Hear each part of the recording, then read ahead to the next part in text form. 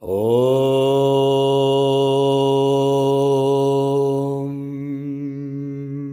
Kayena vacha manasyendrayirva Bhutyatmanava prakriti swabhava Karomi adyat sakalam paresma Narayana samarpayami Narayana samarpayami.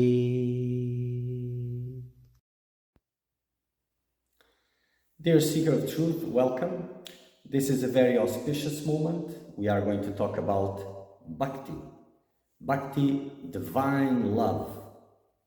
So we are going to talk about Bhakti as the essence of all spiritual paths, as the soul of all spiritual paths, and also as a path in itself, Bhakti Yoga. So this is a work made by sage Shandilya, the Shandilya Bhakti Sutras. Not much is known about this Shandilya, only that he was a sage, a God-realized being that gone through many other philosophies and finally got to the nectar-like Bhakti as the soul of it all. So Sage Shandilya had a very intellectual approach also. He was concerned about getting from the different authorities, the different scriptures, the validity, the importance of Bhakti as a spiritual path. So he gathered that all and shared it. So may you all find divine love in your hearts. May you all be blessed by this auspiciousness. May you all find God.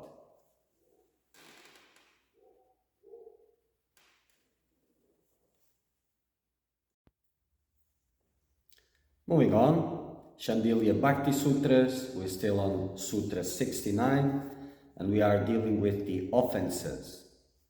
Now we're going to start with the offenses one by one. We will not cover them all, of course, but the importance is to get the spirit of it. So the first one, to vilify saints, devotees, seekers of truth. So blaspheming a saintly person is deadly. So this is the first one, to vilify saints, devotees, seekers of truth.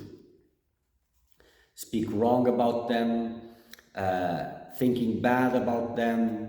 This is all an offense. So blaspheming a saintly person is deadly. Wrongdoing to a saintly person, blaspheming them, speaking bad about them, all of this is mortal. When our speech shows disrespect, intolerance, envy, violence towards a devotee, so when the speech has hints of this, it is a great offense. Just censoring a devotee is a great offense. Then it is easily guessed what a huge offense we will commit if we treat him with envy and violence. So treating a devotee based on envy and violence, that is a big, big offense. So this is something that is quite common amongst devotees. In ashram environment, for example, or everywhere, speaking this and that about one of the other devotees, this is very bad, it is offensive.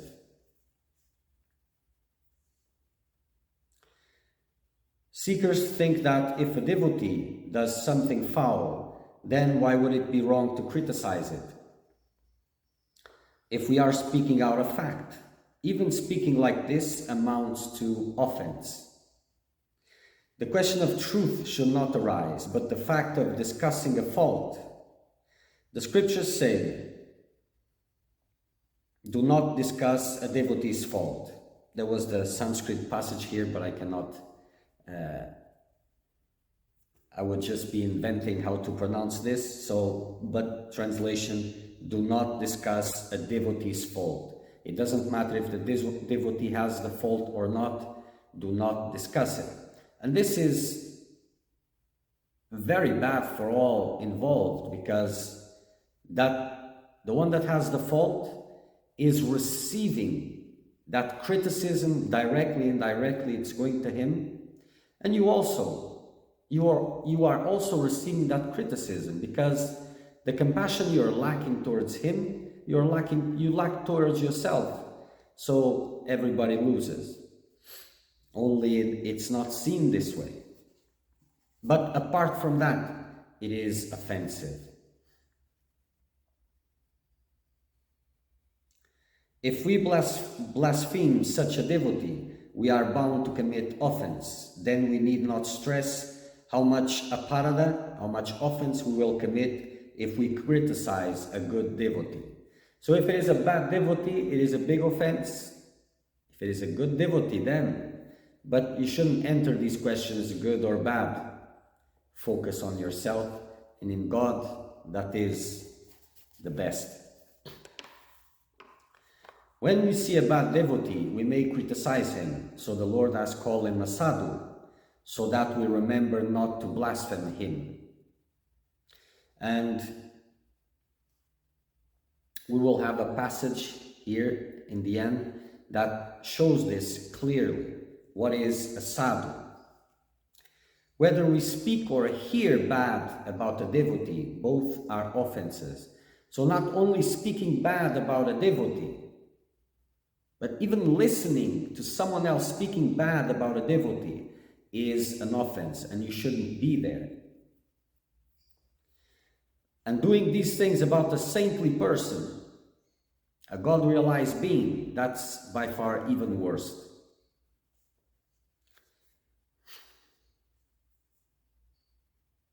Therefore, if someone blasphemes a devotee, we should close our ears, remember God, and leave that place immediately. Chant the holy name, get out of there. Don't stand there listening. The Lord said, no purpose is served by criticizing. Sin is all that we gain. As a result, the one who does not criticize is the most blessed of all, because he doesn't incur in sin, and in this case, in aparada, in offense. Criticism of saintly persons is transferred to the holy name. If somebody offends, criticizes sadhus, whose pure hearts are a place of respite for Govinda, the holy name will never be pleased, because sadhu ninda, which is criticism of devotees, is the first and biggest offense.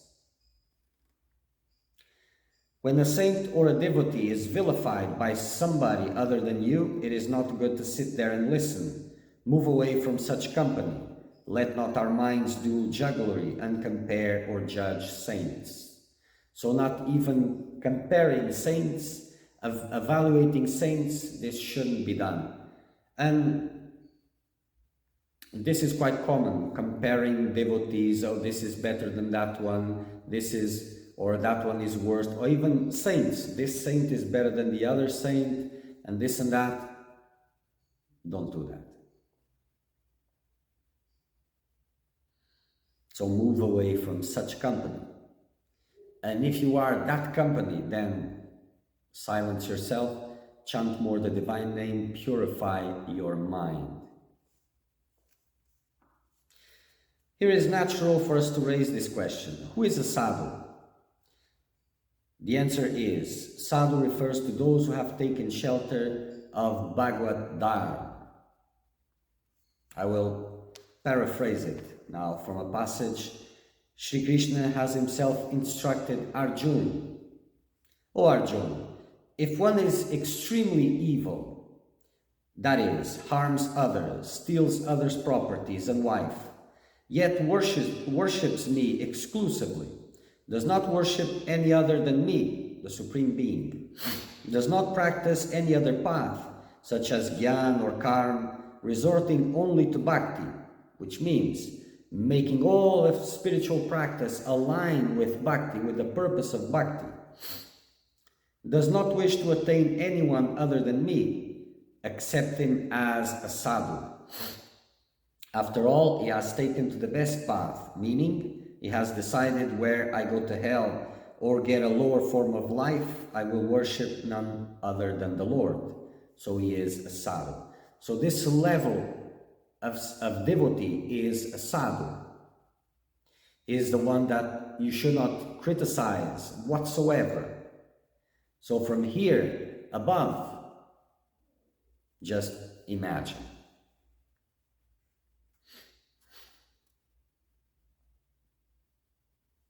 So the first big offense, vilify saints, devotees. One of the biggest offenses. Next one, to look at one's preceptor, the guru, as an ordinary being. This is quite common.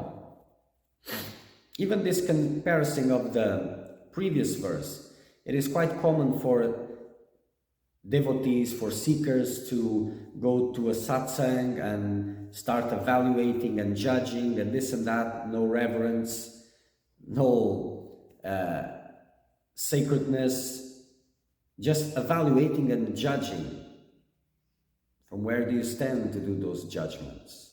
You should not let your mind to have those habits. It is very polluting. So to look at one's preceptor as an ordinary human being, this is quite common also. Devotees, seekers looking at the guru and imagine that he is doing this or that because of the same reasons that they do, with human desires, human intentions, like it was just some ordinary person. That is quite offensive.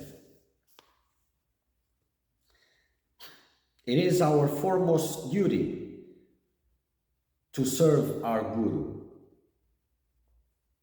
His words and instructions are to be carried with reverence.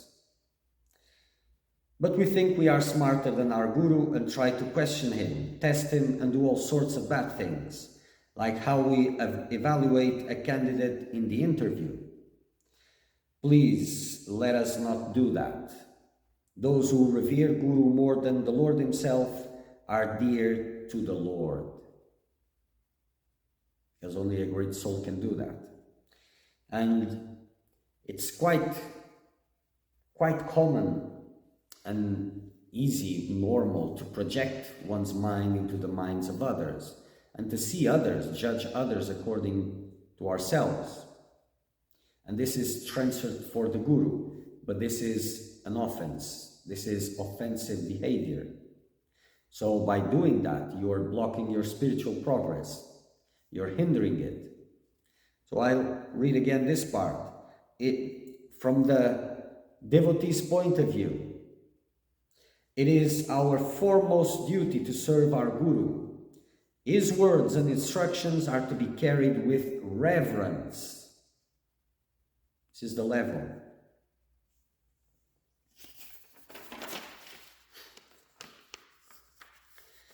It is an offense to consider the Guru who possesses full and true knowledge of the holy name. From the material point of view, to consider him mortal.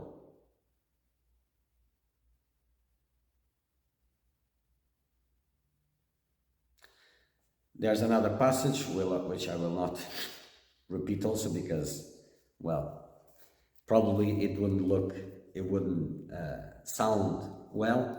But I will read the translation. Those who consider the Guru, who is none different from the Lord himself, a mere mortal being, will have to suffer in hell. So this is a passage from a scripture.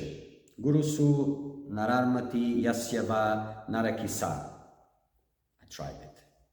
Sorry for anyone who understands Sanskrit, but translation, those who consider the Guru, who is none different from the Lord himself, a mere mortal being, will have to suffer in hell. There's many hells in this world, in the worlds beyond. So those who think that hell is just a construction, they are mistaken.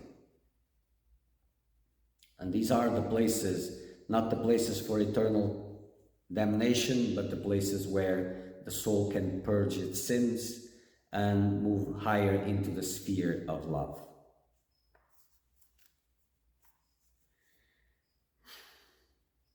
If we disregard Sri Gurudev or consider him ordinary, we offend the holy name. This happens when we not know the facts about Sri Gurudev. Then we take him in a worldly sense.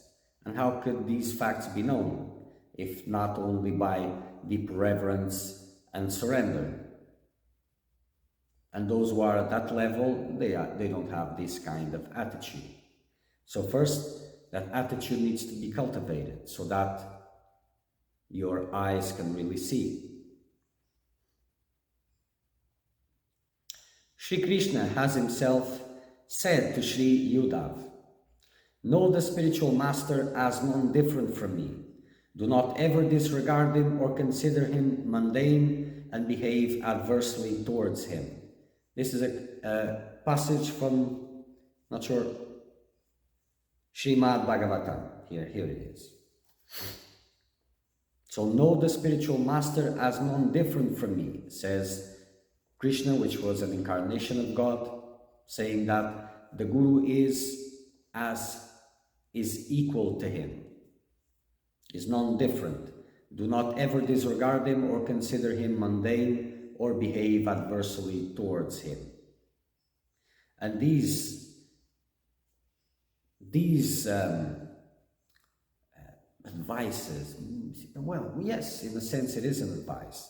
It's not about protecting the Guru, it's protecting the devotee from himself and from his impurities. If we think of Sri Gurudev as a human being, all our efforts become fruitless. Sri Narada said, "The spiritual master is Sri Bhagavan manifested before us. He endows us with spiritual enlightenment. If we are as foolish as to consider him a mortal, all our spiritual efforts, such as study of scriptures, becomes as useless as the Hasti Snan, which is elephant bath." So this is a passage from Srimad Bhagavatam. This also indicates that when we adore the spiritual master as much as we love Sri Bhagavan, then we get all the inner meanings of the scripture from that great soul. This is from the Sveshtashvatar Upanishad. Sorry again if I didn't pronounce this correctly.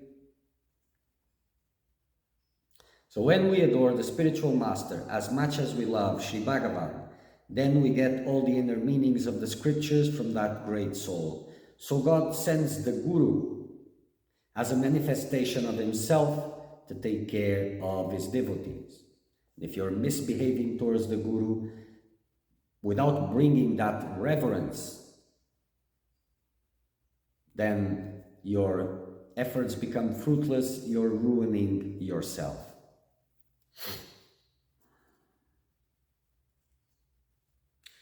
Therefore, we should always think about the good qualities of the spiritual master and sing his glory. We should consider his body as divine and not see any fault in him. We must realize that when we do not perform the spiritual practice as per his instructions, we do not chant the mantras given by him, we disregard the spiritual master and it offends the holy name.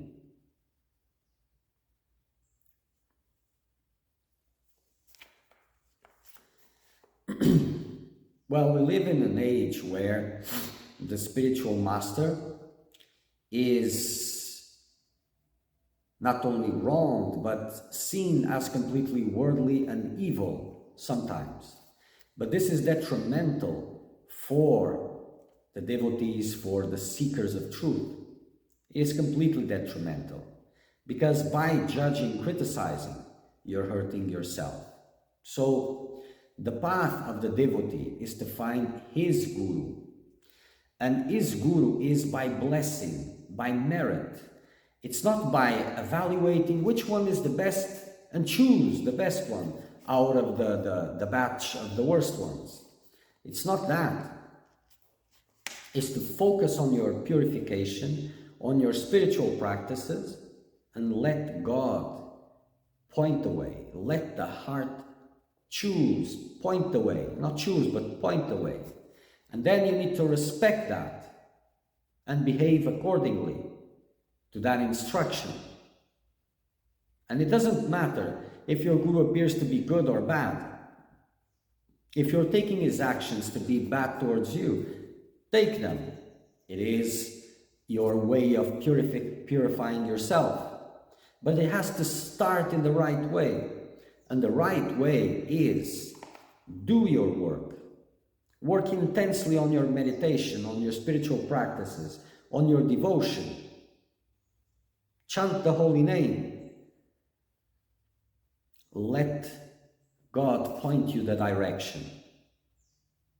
You will have, it will be brought to you, it will come from within, and then you will have to stick, to commit yourself, because God has come to you, has manifested in a specific way.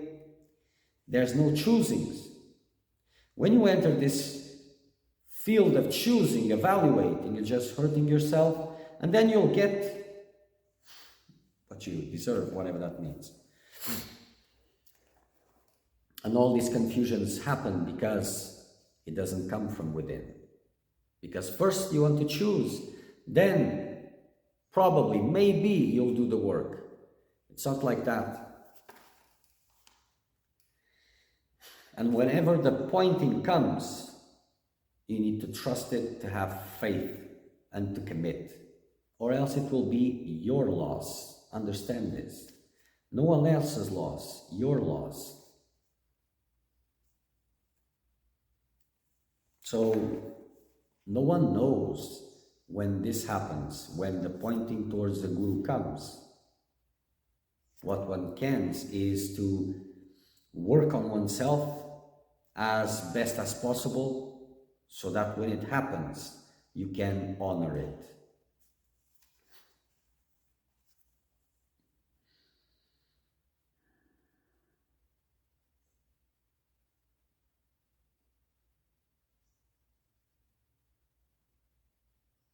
So I will just repeat these passages for you to understand what is the attitude which is needed. Those who consider the Guru, who is none different from the Lord himself, a mere mortal being, will have to suffer in hell unless they understand what they're doing and they correct that. But we will go to that in more at the end of the offenses, how to expiate the offenses. And if we disregard Sri Gurudev or consider him ordinary, we offend the holy name. Now the passage of Sri Krishna. Know the spiritual master as none different from me. Do not ever disregard him or consider him mundane or behave adversely towards him. So, whoever God has sent to you, either in human form or not, if your Guru has already passed from this plane but still continues there guiding, you should continue with the same level of respect, reverence, because it is God himself. So this doing a little bit here, speaking with this one and with that one, taking some advice here, getting some advice there, this is not good.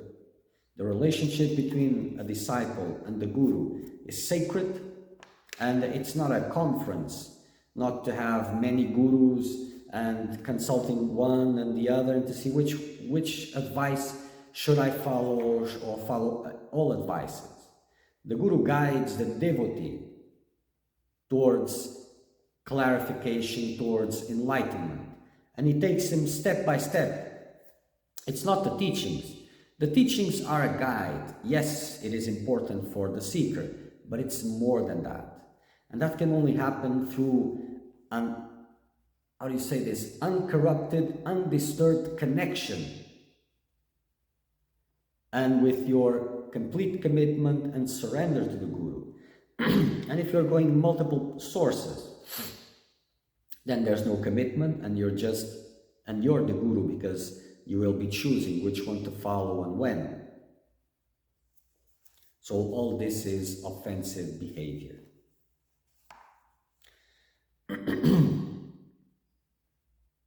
So therefore we should always, when we adore the spiritual master as much as we love Sri Bhagavan, God, then we get all the inner meanings of the scriptures from that great soul. Because love and reverence is the channel of wisdom and of realization. Therefore, we should always think about the good qualities of the spiritual master and sing his glories. We should consider his body as divine and not see any fault in him. We must realize that when we do not perform the spiritual practice as per his instructions, this is very important, and do not chant the mantras given by him, we disregard the spiritual master and it offends the holy name. This is very important because you have been begging for guidance, asking for it, pleading to God for guidance. Then guidance comes and you receive it and you don't apply yourself with all your heart and soul. That is offensive behavior. You're disregarding the Guru, you're disregarding God himself. So this is a big offense, and without correcting it. And worst even is when the devotee already has some inner life, some devotion, who can access something else, something more, but treats things as with disregard, treat things as a right or as random or as casual. That is very, very, very offensive. And treats God, the Guru and God, like like someone else, like demanding and complaining about this, complaining about that. That is even worse. Okay, so moving on. To the next video, moving on to the next video. Okay. Tvameva mata cha pita tvameva, tvameva bandhushka sakha tvameva, tvameva vidya dravinam tvameva, tvameva sarvam mama deva deva. Tvameva sarvam mama deva deva.